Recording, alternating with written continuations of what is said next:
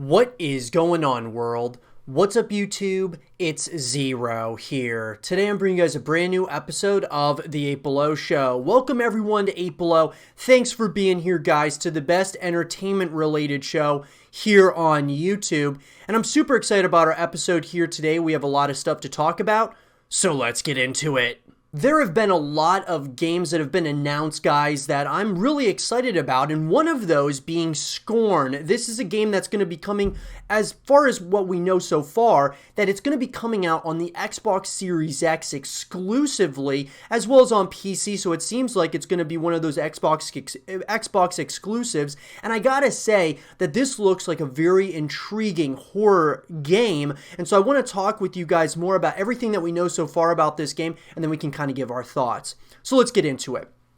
In an article, guys, that was written by Samuel Tolbert of Windows Central, the inspiration here is disgusting in the best way possible. Another of the many Xbox Series X games shown off during the May 7th Inside Xbox Showcase was Scorn. This title from EBB Software has been in development for several years and has finally been confirmed for at least one console platform. Scorn takes organic technology and survival horror to a completely new level. So what is this game, guys? Scorn is a first-person shooter with survival horror and adventure elements developed by EBB Software on Unreal Engine 4. Scorn is very heavily inspired by the works of H.R. Giger. Organic or biomechanical technology, strange creatures, and explicit sexual imagery are par for the course here. So, look, when I saw these images and I saw kind of, what all this game may very well encompass, there's a lot of mystery here, guys. But I think one of the big things that kind of stands out to me is the environments. This reminds me of like Prometheus. It reminds me of like the Alien movies. And that's something that looks real. I mean, it just looks very much so like Alien-esque in many ways. I feel like they, took a lot. It might be a spiritual successor to like the Alien games. The game was first announced with the Kickstarter campaign back in 2014. While the Kickstarter failed, development continued until a second Kickstarter in 2017 was successful. The developers then signed an exclusive deal with Microsoft, who provided extra resources and development time while staying out of the creative decisions, which is awesome that Microsoft stayed out of the creative decisions. I mean, I feel like they had some, form of say in certain aspects, but overall, that's really awesome that they were kind of hands off, let the developers do their thing. Scorn is wrapped in mystery with a world that is meant to be confusing.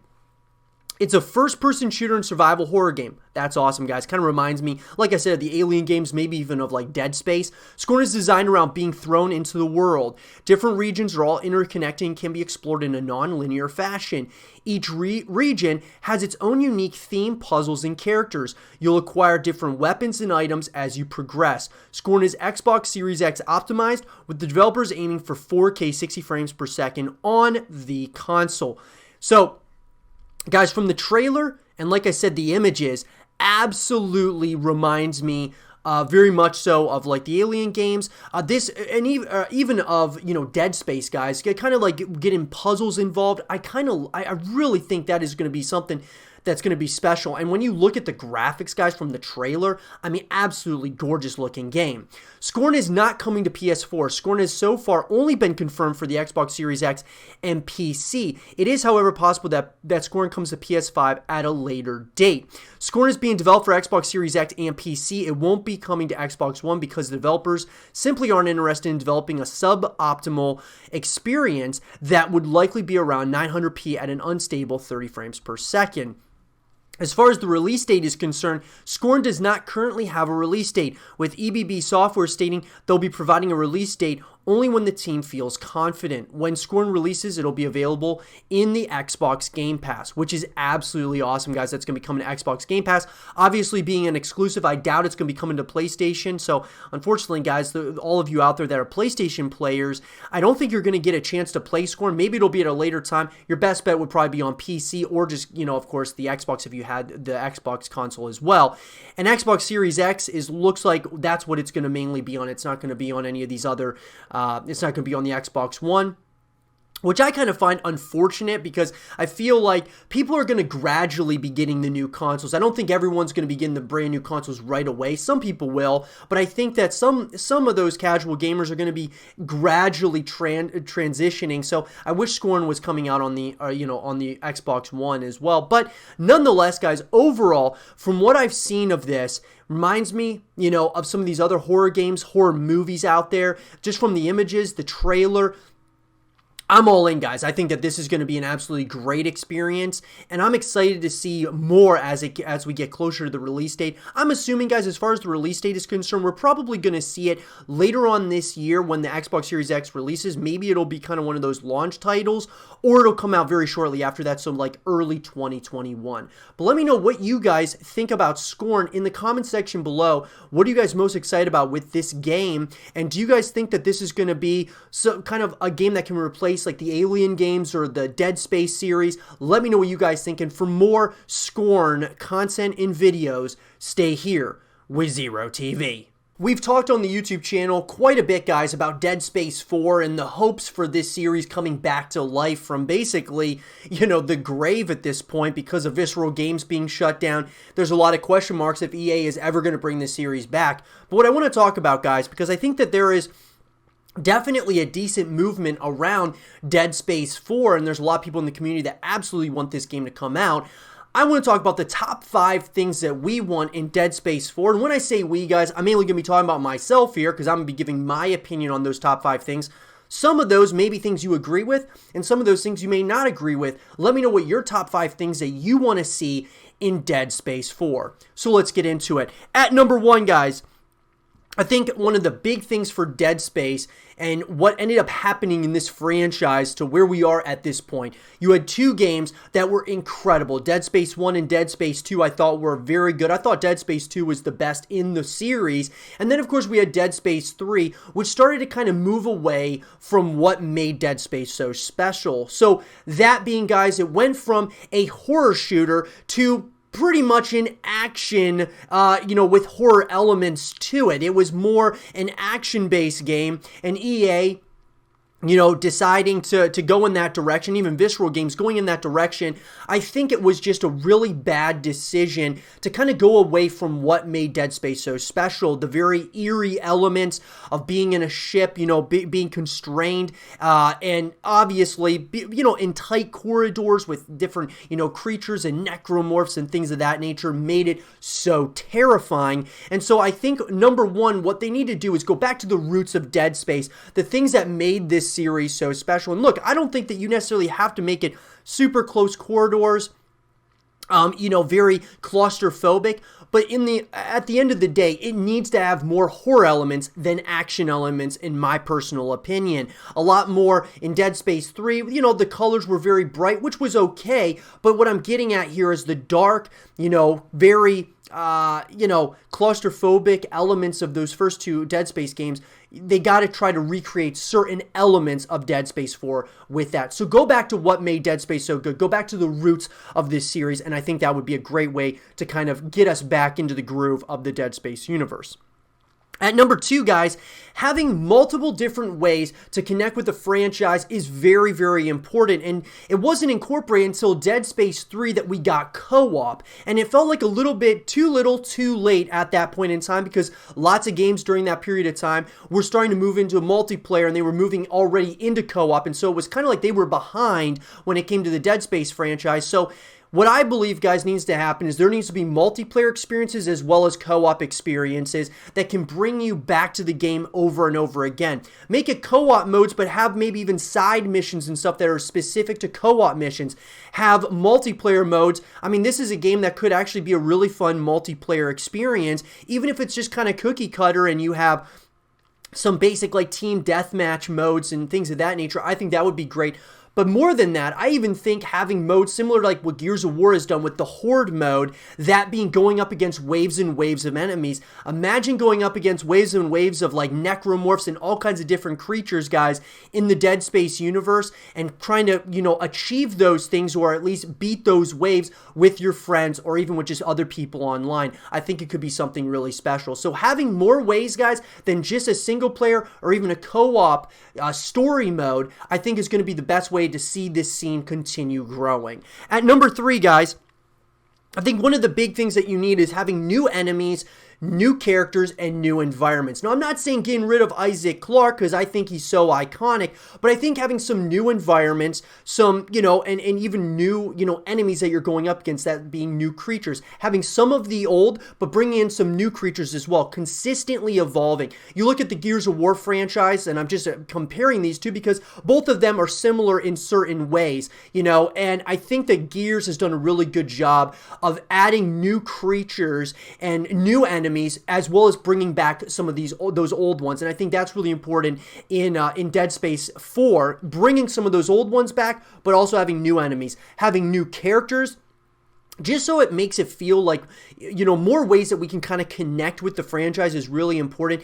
Understanding more of the story, more of the lore here, I think is really important as well. And having new environments, I think, is important as well. Having, different places that you're seeing, other than just being on a ship or just being, in one place like a factory or wherever it might be, guys. Having multiple ways that you can see this universe, it just makes it seem more real at the end of the day. So having new enemies, new environments, and even some new characters. Maybe having Isaac Clarke as the main guy in it, but then maybe he passes the torch on to a new character, and that next character kind of takes the series into a new direction or continues the series forward.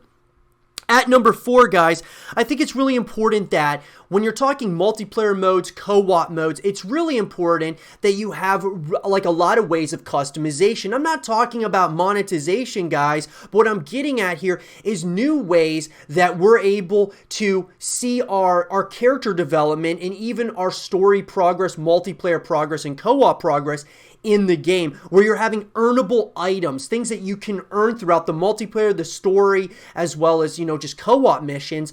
Has you, whether you're in a multiplayer lobby with a bunch of other people and you see like you have a specific emblem, you have specific titles that show that you've put in a lot of time into the game, those things really help with bringing you back. You try to earn new things on a consistent basis, and just having different ways that you could customize your characters, I think is awesome, because in the first few Dead Space games, you were able to upgrade Isaac Clarke's armor and such, and I think it would be perfect having that for like multiplayer and co-op modes, but you're still earning those things along the way. Sure, having, monetization, different monetization tactics in the game, which EA, of course, has been notorious for, is something that's obviously going to come with a Dead Space 4, but I'm just talking having more so earnable items than anything. I think is going to be really important to see that you are going to want to show people exactly what you've earned over the course of time playing the game. And then lastly, guys, number 5, this one might be kind of controversial to a lot of you, but this is something I think I was worried about with the Gears of War series when they did this, but I think that it really paid off in the end. That being an open world setting. So Gears of War, similar to Dead Space, guys, was a very linear experience, generally speaking. But then when we got to Gears 5, they changed the formula up and they made it a semi-open world game. So you could kind of explore different parts of this universe. And I think Dead Space could really do well with that kind of same aspect, having it so that you can really connect more and more, and it makes the world feel more real. I'm not talking maybe a fully open world setting, but having a semi-open world Dead Space game could really do some good, guys. More ways you can kind of explore, find out, find different collectibles, different things of that nature that are going to, just like I said, make the world seem more real. So having an open world or a semi-open world setting for Dead Space 4, I actually think would be a great idea, because Gears 5, I didn't really know what I thought that of them going in that direction with the semi-open world, and it worked out pretty well in my opinion. Now I want an fully open world in that universe, With Dead Space, I'd like to just at least see a semi-open world setting to see what it is. Kind of just try it out, see how that looks, and kind of go from there. But let me know, guys. These are my top 5 things that I want to see in Dead Space 4. What are your top 5 things? Let me know in the comment section below. And for more Dead Space 4 content and videos, stay here with Zero TV. The anticipation and hype for GTA 6 is just starting to continue to climb, guys. People are very excited about the continuation of this franchise, and I'm one of those people. I'm excited about it too. I can't wait to see Grand Theft Auto 6 whenever this game does release, which might be, we still might be a couple of years off from it, but I'm very excited to see where Rockstar Games decides to take this series. So what I wanted to go ahead and do in this segment of the show is talk about everything that we want in GTA 6. And when I say we, guys, I'm mainly talking about myself here, but I know that some of you are going to share similar, things that you want. And if you don't share similar thoughts and opinions, let me know what you guys want to see in GTA 6 in the comment section down below. So let's get into it. So guys, Grand Theft Auto is a fantastic series. Over time, guys, it's just gotten, it seemed like one of those series that really has become a massive, masterpiece in a number of different ways by Rockstar Games. Obviously, their biggest IP that they have, and I think that this is becoming a staple in gaming, the GTA series. I mean, something that's, obviously controversial in many ways, but at the same time, just really brings a ton of people together to play these games, guys, because they always are adding different things to this series, and everyone just wants to at least try it out. So GTA 6 will most likely be no different.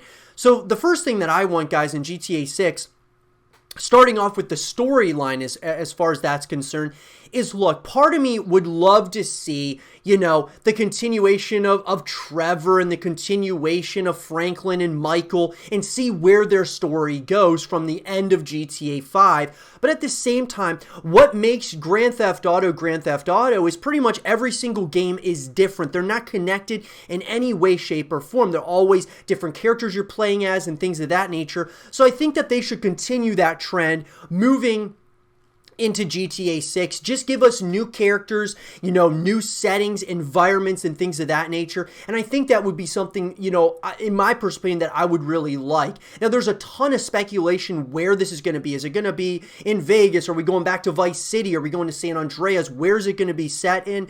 And it's hard to say, guys. I would, personally, I just kind of want something different. That's just how it is with Grand Theft Auto to me, is I like different things. Obviously, you want it to feel like Grand Theft Auto, but at the same time, I kind of want something different characters and a different storyline. And, all in all, guys, I mean, keep the, everything, the gameplay and things of that nature the same, make it feel like Grand Theft Auto, but just different settings would be my personal opinion and things that I would want, as well as having like new characters at the end of the day. So that's kind of the first thing. The second thing, guys, would be GTA Online. I absolutely want to see this continue. This is something I think is really important, that it continues into GTA 6. How that's going to work, it's hard to say. Are they just going to kind of update the graphics and things of that nature for GTA 6? Or are they going to kind of do a GTA Online 2.0? Or it's hard to say what they're going to end up doing. But what I will say is that GTA Online was such a smash hit for this, developer, that being Rockstar Games, that I think what they need to do is obviously continue doing what they're doing with GTA Online and bring that into GTA 6 in a major way. It's a great way to not only, after you're done with the single player story, playing GTA Online with your friends or even just playing by yourself, it's just a really fun experience, and there's so much stuff that you can do. So obviously having that is going to be really important. That leads me to the next thing, though, is customization, guys. I think customization in Grand Theft Auto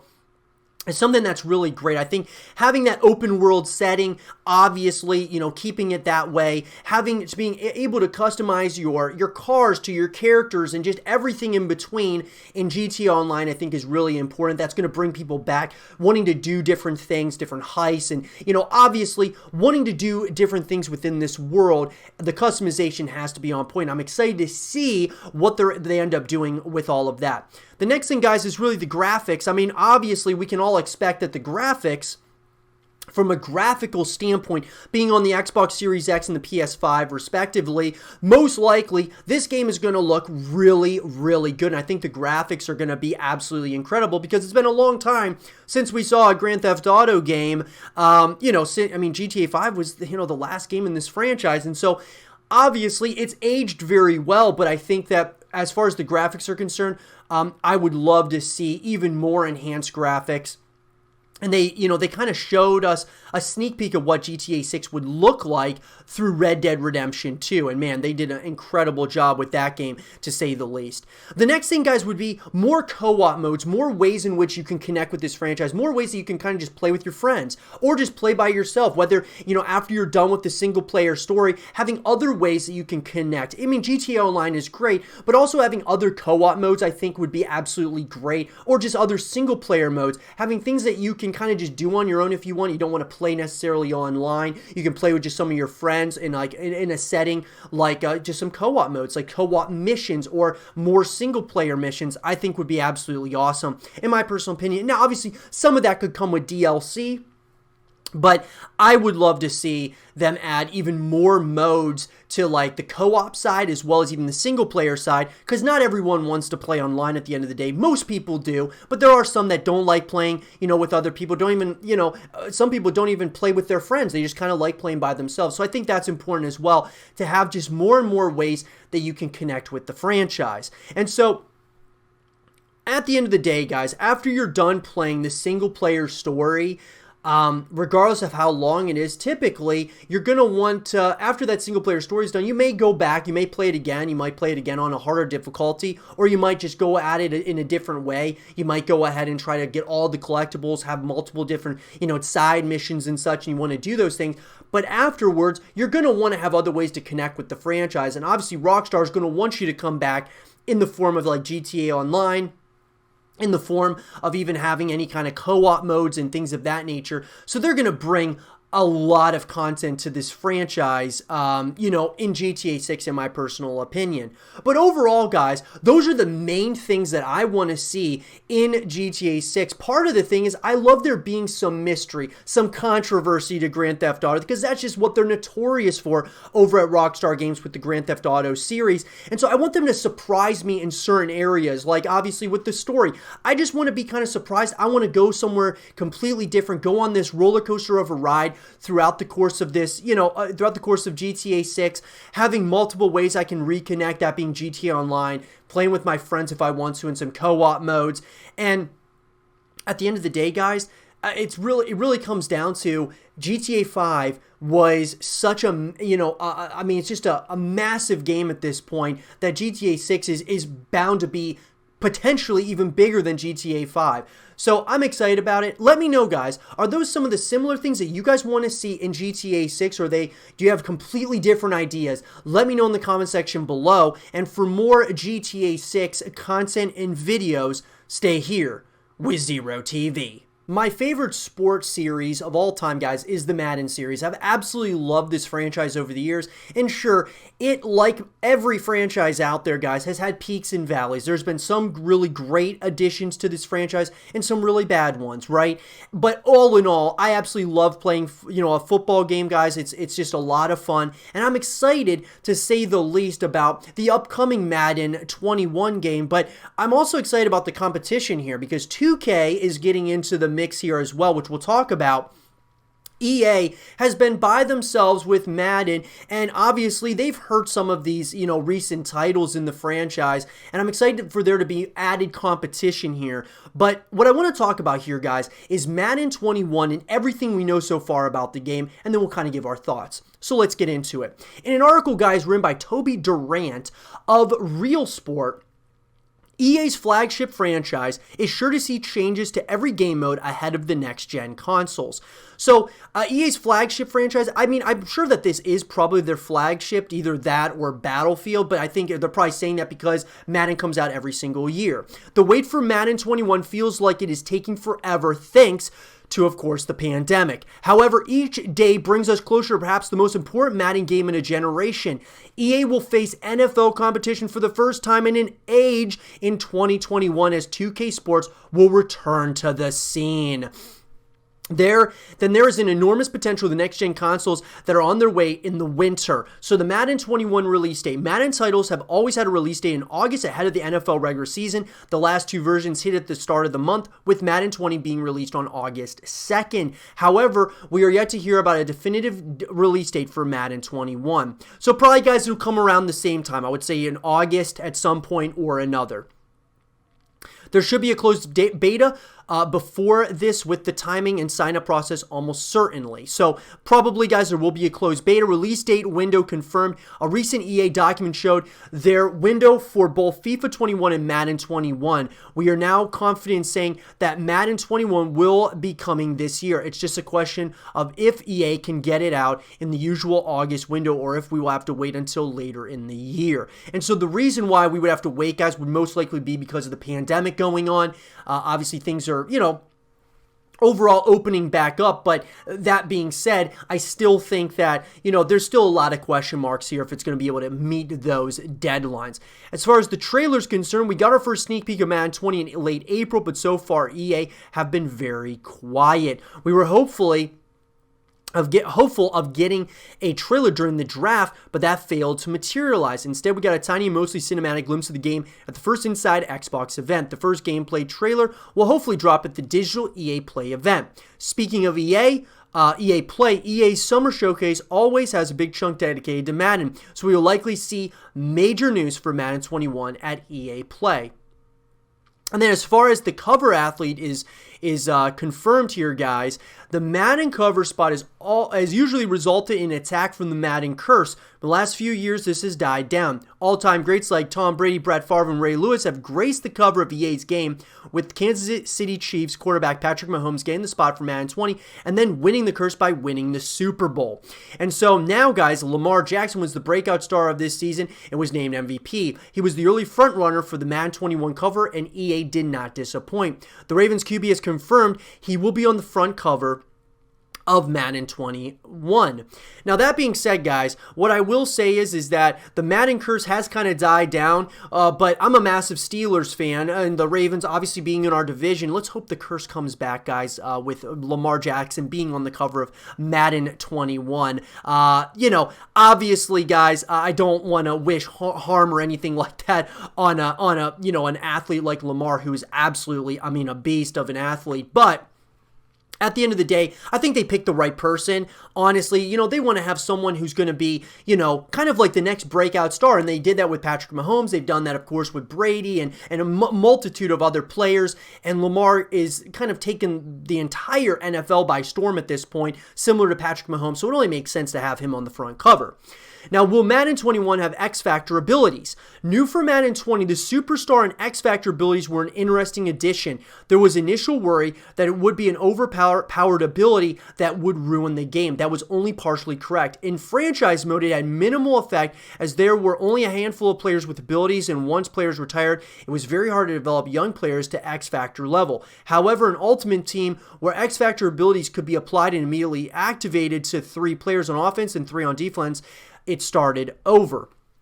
So will EA keep X-Factor powers, or will this feature go the way of the passing cone? We don't know yet, but whatever the answer is, there is sure to be some that disagree. As far as the franchise mode, guys, this is my favorite mode personally. I love Ultimate Team as well. I love playing the online modes, but I love franchise mode. Just sitting there playing as my team. Winning, the Super Bowl is a huge thing pretty much every year when it comes to playing Madden. It's safe to say that franchise mode has been rather forgotten of late. It has been crying out for a refresh across the board, from the trade possibilities to contract negotiations, player development, and even the overall presentation. And I agree. It has been kind of weak over time. And I think that now that EA knows there's going to be some stiff competition coming in with 2K, they may very well get their act together. Face of the Franchise was a brief prequel to a player franchise mode, but other than that, it didn't add much to the game. With reports that EA may finally be reviving NCAA football, the inclusion of a story before an NFL may a one-year thing. Franchise mode is sure to be a core mode for players once again, even online, should connected franchise mode survive into 2020 Madden 21. However, projecting improvements at this point may be more hopeful than anything else. So for me, guys, like I said, I'm huge into the franchise mode. Absolutely love it. The other thing would be Ultimate Team, guys. And the thing I love about Ultimate Team is, obviously having multiplayer elements to this franchise is huge, and it's been like a core for a while now. But also for esports, I love watching the esports scene in Madden. It's a lot of fun to watch, guys, and watch these competitors just go at it, guys, in Madden is a lot of fun and just quite incredible to say the least. This is where Madden's attention is and where the innovations will be. Madden Ultimate Team has been wildly successful in its 10 years in the game, with this year's offering being the best yet. The number of programs, challenges, game modes, and seasonal events keep players engaged and coming back for more. It's unlikely that EA make any tweaks to pack probabilities or their carefully mapped out microtransactions, but they are slowly making it more possible for casual players to build the team of their dreams, which is what the mode should be all about. The ability to build your own stadium through collectibles, mashup uniforms, or create unique chemistry between players that were teammates would help make for an even more immersive experience.